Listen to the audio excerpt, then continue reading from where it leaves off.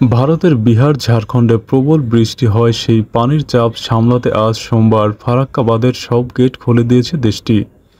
এর ফলে বন্যার ঝুঁকিতে রয়েছে বাংলাদেশের বেশ কয়েকটি জেলা। ফারাক্কা বাঁধের মোট গেট ১০৯টি। এগুলো খোলার বিষয়ে ভারতীয় সংবাদ মাধ্যম নিউজ ১৮-এর খবরে বলা হয়, ফারাক্কা বাঁধ প্রকল্পের পানি বিপদসীমা অতিক্রম করায় পানি ছাড়ার পরিমাপও বাড়ছে। গঙ্গার পানির স্তর বৃদ্ধি হতেই বাঁধটি থেকে ১১ লক্ষ কিউসের পানি ছাড়া হয়েছে। ফারাক্কা বাঁধ গঙ্গা নদীর উপর নির্মিত। এটি পশ্চিমবঙ্গ রাজ্যের মুর্শিদাবাদ ও মালদহ জেলায় অবস্থিত।